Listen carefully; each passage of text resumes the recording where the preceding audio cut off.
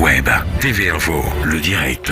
Bonjour pour ce nouveau rendez-vous de Noé. Nous sommes au port de Plaisance. Je suis avec le président du port de Plaisance, monsieur Christian Marbach. Bonjour monsieur.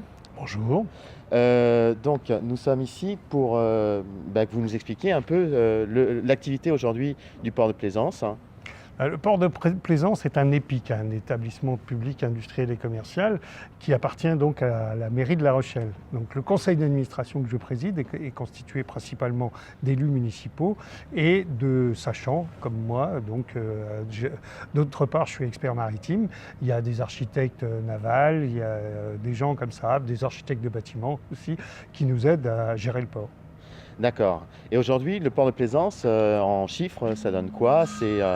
Alors, le port de Plaisance, en chiffres, ça donne 4500 bateaux en permanence dans les bassins, à l'année donc, et puis environ 500 places qui vont tendre à diminuer dans l'avenir d'escale.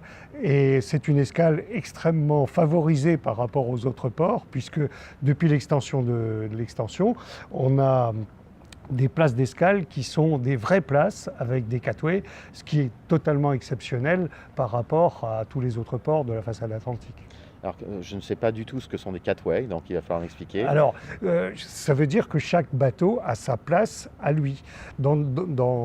Avant, ce qu'on pratiquait, on mettait des bateaux le long d'un quai, et puis le premier arrivé était le long du quai, le deuxième était à couple, le troisième était à couple. Or, le catway, ça permet de mettre le bateau perpendiculairement au quai.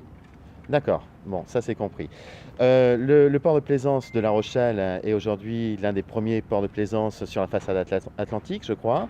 Quelles sont les perspectives de développement de ce port de Plaisance? Alors, c'est non seulement le premier port de plaisance sur la façade atlantique, mais c'est pas loin d'être le premier port de plaisance d'Europe, je pense, vraiment. Et surtout, même peut-être du monde, parce qu'il y a des ports un petit peu plus importants, mais aucun n'est géré par la même entité. Nous sommes donc l'entité qui gérons le plus de places au port dans le même lieu. Les projets aujourd'hui sont d'un autre ordre. C'est-à-dire que la plupart des ports, comme le nôtre, ont été pendant très longtemps plutôt des parkings à bateaux. Aujourd'hui, notre projet à nous, c'est d'animer le port. Donc, nous travaillons en liaison avec toutes les associations et les clubs. Il y en a 32 ici sur le port. Déjà, c'est déjà immense, de manière à animer. Nous sommes partenaire depuis 2 ans du Tour de l'île de Ré et nous l'avons avec la SRR déjà, c'est un exemple, beaucoup fait progresser puisqu'on est parti de 120 bateaux, l'année dernière il y en avait 350 et on espère en mettre 500 en 2017 par exemple. Nous avons accueilli cette année la course de Figaro, tout le monde a apprécié ses escales je crois et l'arrivée. L'année prochaine nous aurons la Mini Transat, nous sommes complètement partenaires de cette animation, de la Mini Transat. Déjà, nous accueillons tous les Mini Transat qui s'entraînent ici. D'autre part, nous sommes aussi partenaires de la Transquadra. Nous avons une vingtaine, et peut-être même bientôt une trentaine de bateaux qui s'entraînent ici pour la Transquadra. Bref, on fait vivre le port. Et la cerise sur le gâteau, ce qui n'avait jamais été fait non plus, en 2016, nous avons invité nos nouveaux clients à un pot, une soirée festive. Et en 2017, nous allons inviter tous nos clients à une soirée dont le thème sera le développement durable. Et malheureusement, la fonte des glaces, c'est une animation qui sera animée par Isabelle Autissier. D'accord, très intéressant. Alors là, vous avez parlé surtout des activités de régate, mais aujourd'hui, un port, ça doit aussi, je suppose, développer des services auprès de ses clients, puisque les clients entreposent leurs bateaux ici, mais souhaitent prendre la mer. Le but d'un bateau, c'est quand même le voyage. Donc je suppose que vous avez aussi un développement en termes de services prévu sur le port? Alors, le développement en termes de services, vous savez qu'en termes de services, on est déjà très très bien outillé, quoi. Il y a une cinquantaine de professionnels sur le port qui assurent tous les services. On a une dizaine de ship chandlers, on a des sociétés de voilerie, des sociétés de carénage, des sociétés... Donc ces services sont plutôt de l'ordre privé et évidemment, nous sommes toujours attentifs à toutes leurs remarques et leurs projets de développement pour les aider.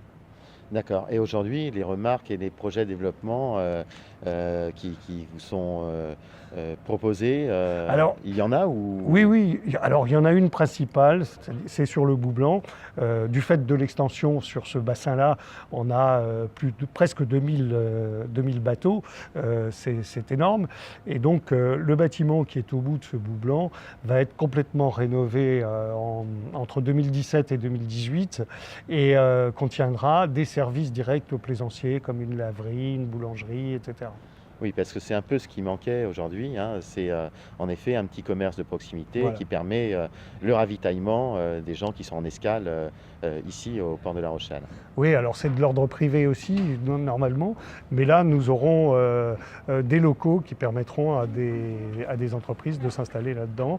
Il y aura un restaurant aussi avec une très belle vue sur les bassins et sur la mer et sur le chenal.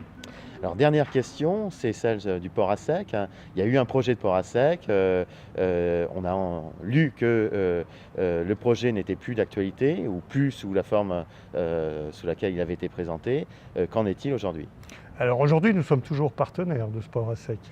Simplement, excusez-moi, simplement les investissements qui avaient été prévus sont, on va dire, reculés et amoindris pour nous. C'est-à-dire que nous aurons moins de partenariat avec le port à sec qui, lui, va continuer puisque nos partenaires, eux, continuent.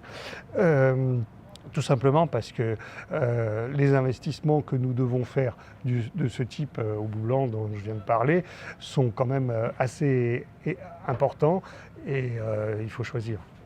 Je comprends. Merci beaucoup, Monsieur le Président, de nous avoir reçus Je vous en prie. sur votre port de plaisance de La Rochelle. À très bientôt pour les rendez-vous de Noé.